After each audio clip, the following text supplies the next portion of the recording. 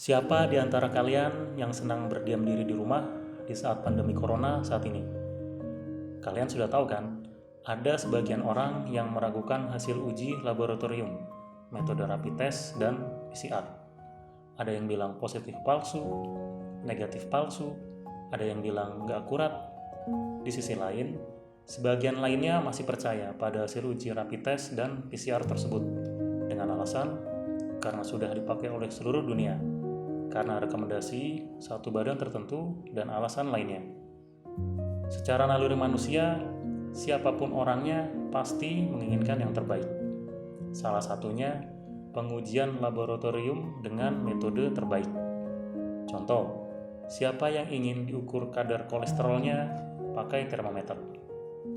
Dalam video ini, saya akan memaparkan ilmu pengetahuan yang pernah saya pelajari mengenai validasi metode analisis. Akan disampaikan dalam bahasa yang mudah dimengerti oleh awam, bukan bahasa teknik yang rumit dan hanya dimengerti oleh sebagian kecil orang. Oke, kita mulai. Kita mulai dari pengenalan istilah. Validasi metode analisis adalah suatu kegiatan yang bertujuan untuk membuktikan suatu metode uji, apakah telah memenuhi persyaratan untuk digunakan dan apakah hasilnya bisa dipercaya. Kemudian ada analit, yaitu zat yang dicari keberadaannya dan berapa kadarnya. Ada galat, yaitu suatu kondisi yang berpotensi memberi hasil error. Yang keempat ada Certified Reference Material atau disebut CRM.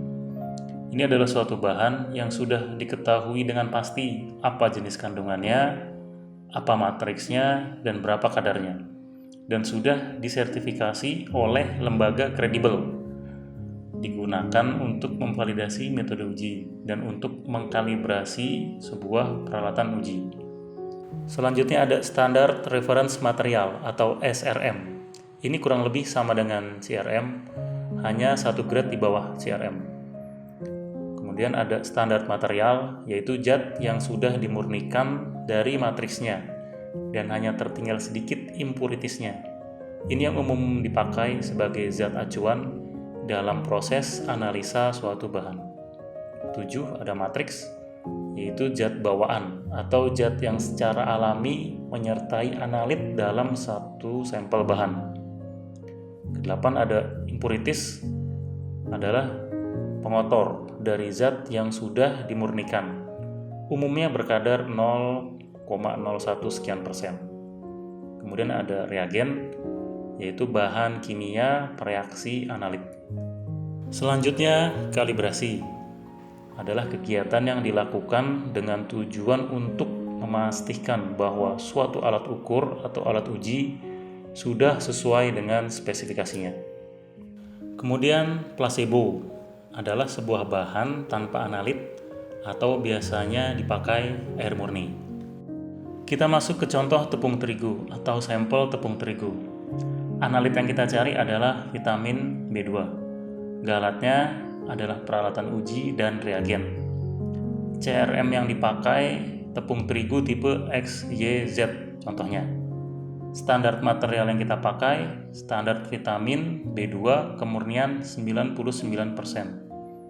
Matriks dalam sampel itu ada karbohidrat, lemak, protein, vitamin B1, natrium, zat besi, zinc, magnesium, dan lain-lain. Impuritis dari standar vitamin B2 ada Fe, Mg, kalium, dan lain-lain.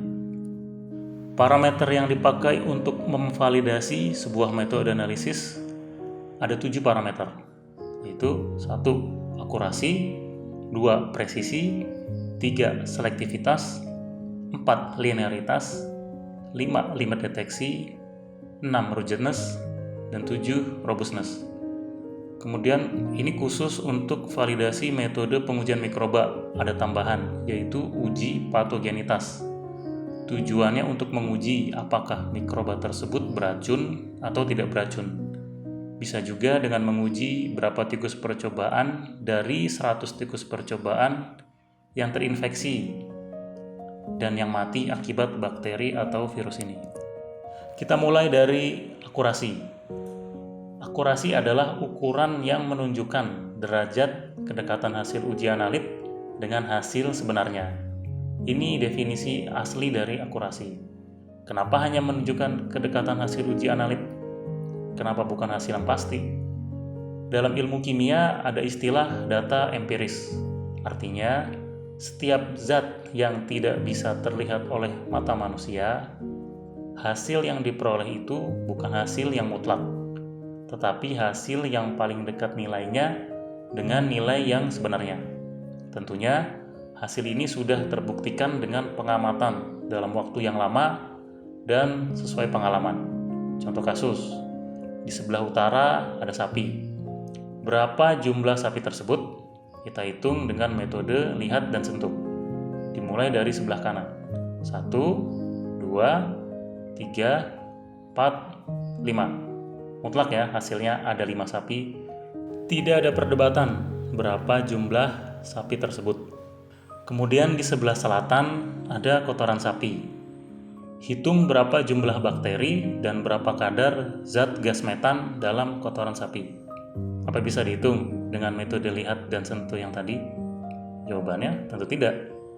Untuk menghitung jumlah bakteri dan kadar gas metan, tidak cukup hanya dengan metode lihat dan sentuh, tetapi memerlukan metode khusus, peralatan khusus, dan tentunya skill khusus. Metode uji ini harus sudah tervalidasi dengan tujuan jumlah bakteri dan kadar gas metan bisa diketahui nilainya masing-masing dengan akurat. Setelah keluar hasil ujinya, misalkan jumlah bakteri 10 miliar bakteri dan gas metan 13%. Apakah nilai tersebut sama persis dengan nilai sebenarnya? Gimana cara verifikasinya? Bakteri tidak bisa dihitung satu persatu karena tidak bisa dilihat dengan mata manusia. Gas metan juga tidak kelihatan dengan mata manusia. Disinilah pentingnya validasi metode uji.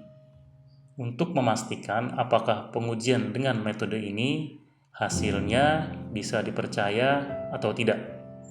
Bias atau deviasinya adalah 1,5%. Misalkan, metode tersebut telah tervalidasi.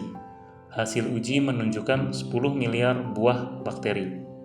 Jumlah sebenarnya mungkin 9 miliar 850 juta sampai 10 miliar 150 juta. Inilah yang disebut data empiris.